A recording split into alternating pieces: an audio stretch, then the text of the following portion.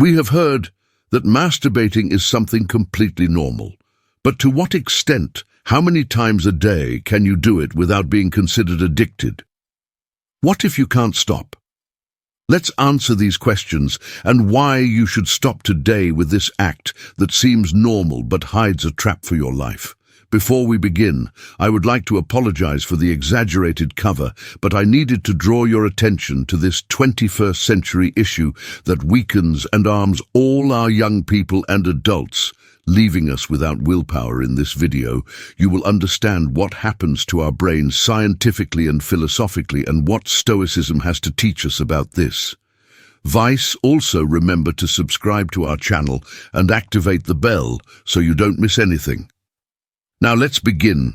Current medicine is quite clear in stating that masturbation is completely normal, not only in humans, but also evidenced in dogs and other mammals.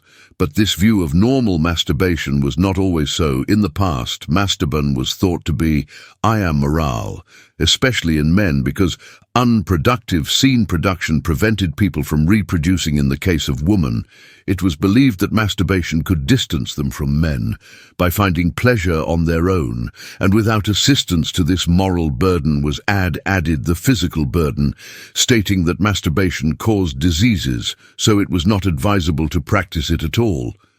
But let's return to the present. What do we know about masturbation, especially for men suffering from insomnia? What is known as that it induces sleep. The French Institute of Health and Medical Research concluded that the male brain deactivates sexual desire after orgasm. The cerebral cortex, the area responsible for conscious thought, goes to rest once the man reaches climax. This, in addition to nullifying the desire to continue having sexual relations, facilitates sleep. Therefore, many men fall asleep after sexual activity. But what is the problem? So what is wrong?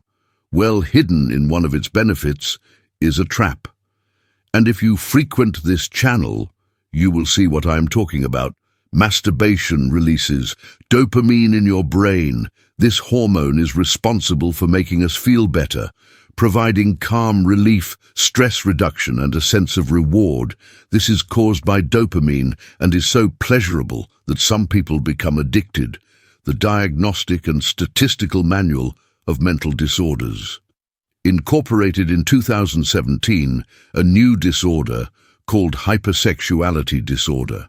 This classifies excessive masturbation under the category of obsessive-compulsive disorder, another vice that leads to mental and also familial destruction.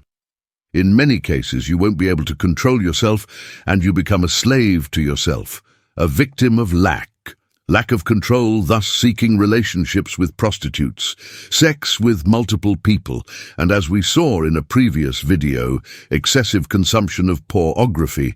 These are ways that a dopamine-saturated brain finds to obtain pleasure. Pay attention, addiction to masturbation comes from chemicals released in the brain, and as our brain adapts to the release of these, it feels the need to continually find the codes that generated the music stimulation. Your brain will start asking for more and more dopamine to achieve the same pleasure it had the first time, making you always have to keep looking for how to masturbate again. This reaches an exaggerated point when your brain realizes that the release of dopamine is excessive and begins to block receptors in an attempt to stop you.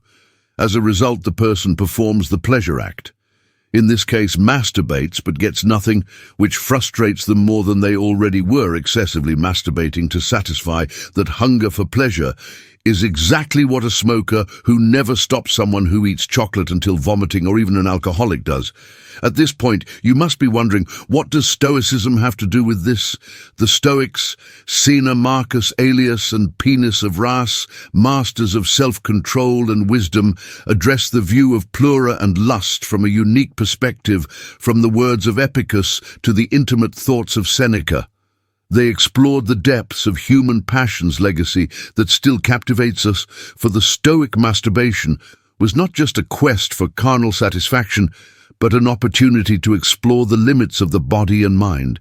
They saw it as an exercise in self-awareness and a path to true freedom in their philosophy. Mastery over worldly passions and pleasures was a conquest that elevated the human spirit. Epicurus asserted that it is not nights of pleasure but self-control that distinguishes a good man. In this context, the ability to enjoy pleasure while understanding and containing it makes a difference in someone who has reached a higher level of self. Arnis, instead of being slaves to our ideas, we must be their masters. As Seeker reminds us with his philosophical perspective, Stoic reflection on masturbation is not simply about repression, but deep understanding and self-mastery. This translates into the ability to direct our emotions. Toward a journey of conscious self-explanation, it resides not only in momentary satisfaction, but in understanding, accepting, and embracing our deepest inclinations. From the Stoic perspective, every action has consequences, not only for us, but also for the natural order of the universe, when we succumb to our most intense desires. As in the case of uncontrolled masturbation, we lose that harmonious connection with nature, highly valued by the Stoics. We become prisoners of our desires, drifting away from true inner serenity. Compulsive masturbation can trigger an emotional whirlwind within us, where guilt, shame, and dissatisfaction become constant companions. The Stoics teach us to control our intense emotions through introspection and self-regulation. By consciously facing our emotions, we learn to manage them healthily and constructively. However, the Stoics encourage us to find inner peace within ourselves. True satisfaction lies in our self-mastery and our ability to find joy in what is simple and virtuous. Allow me to share a personal, inspirational story.